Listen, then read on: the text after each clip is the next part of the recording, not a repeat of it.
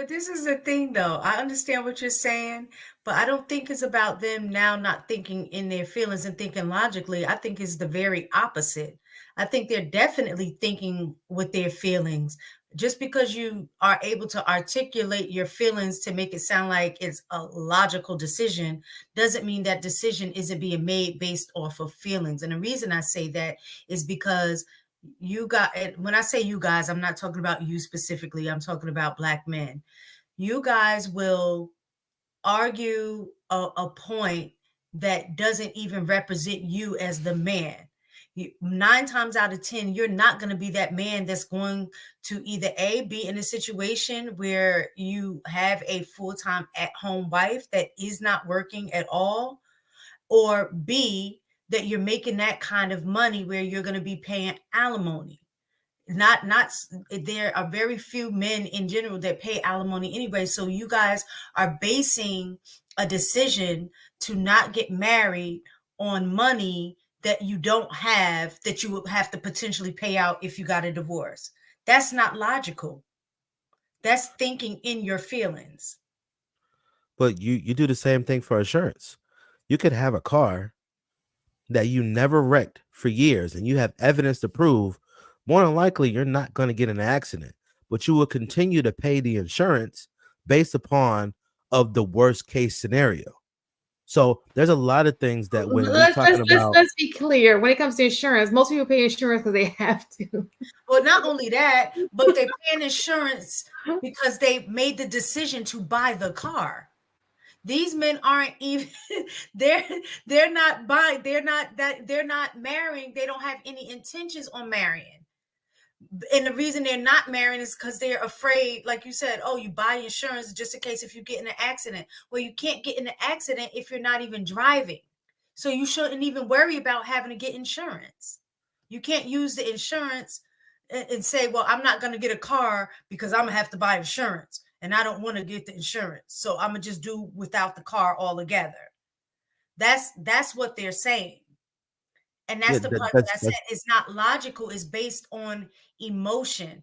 You're basing it based off of the fact that I may get a divorce, which I can understand thinking like that based on the stats. I'm not saying they're not wrong for thinking like that. But the response to me is what's emotional, is because you're saying, I'm not going to get married because I may have to end up I may end up in a divorce. She's going to take half of everything and, I'm going to have to pay alimony. But if you don't really have nothing, half of nothing is nothing. You know what I'm saying? For one. For two, like I said, more than likely, you're not going to have an at-home wife. So your half and her half, both is split down the middle. So she's giving her half to you too. You know what I'm saying? So it's just things like that I think instead the more logical thing would be, okay, I'm looking at these stats, the likelihood I may get divorced. Let me do some research and figure out what are people doing in successful marriages so I can increase my chances of making sure my marriage lasts. They're not thinking like that. They're taking an easy way out to just say, I'm not going to do it at all, because she's going to wake up the next day and then decide that she don't want to be in this marriage no more and then take me for everything I got, and then I got to start over. And it never happens like that. well, I agree as far as it doesn't happen in an instant. It's over time, right?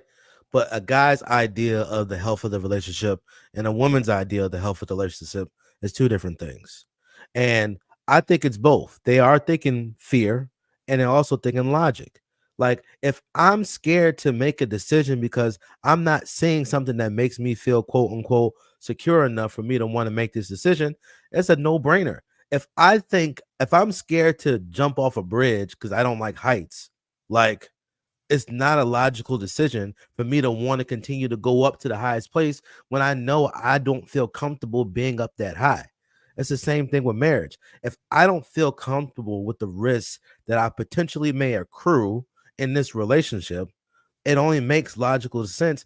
Well, I'm not going to make this a decision. Now, granted, I agree with you. It is front loaded with fear, but everybody has seen cases of success of relationships, of marriage, and also the not so successful cases of marriages, which means that like you said, we have a 50% chance, right?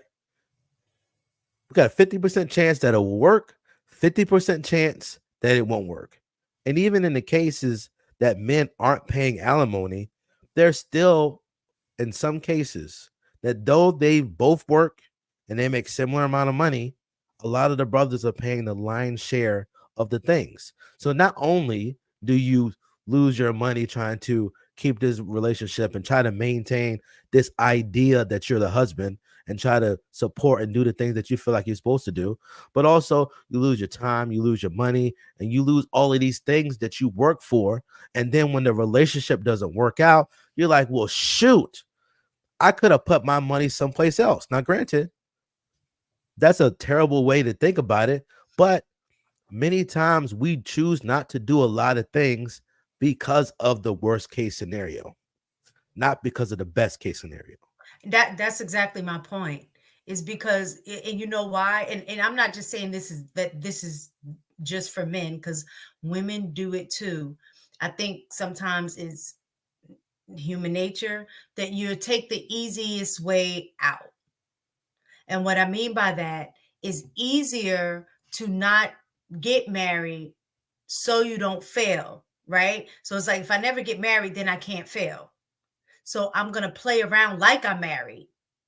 So I'll do the cohabitation thing. I'll have the expectation that my girlfriend perform wifely duties before I decide that I'm going to marry her, knowing that I really have no intention of marrying her anyway. But I want the benefits of the relationship. I want the benefits of what a marriage can bring, but I don't want the responsibility of truly having a marriage. So just in case if it don't work, I won't lose nothing.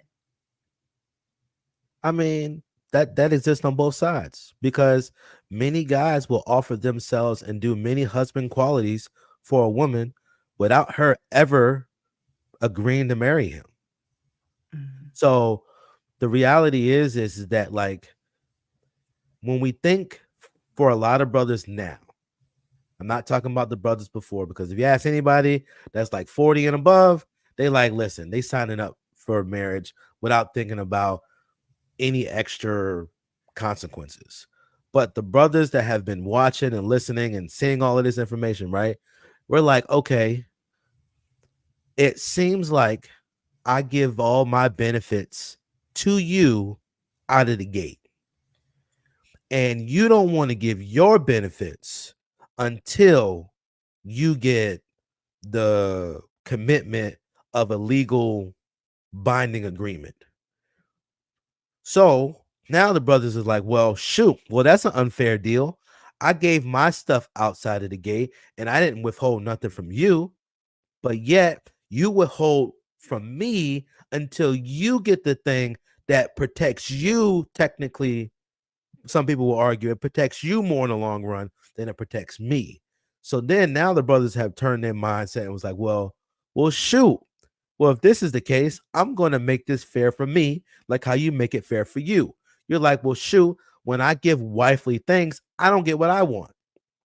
Okay, so why don't we both hold off marriage privileges, providing and doing all these things and trying to do this and trying to do that until we get married? But when you bring that thing up to the women, they're like, hell no, that's not what you're supposed to do. So then that's when we have the conversation that women want men to be as traditional as before, but they have the option of not being traditional themselves.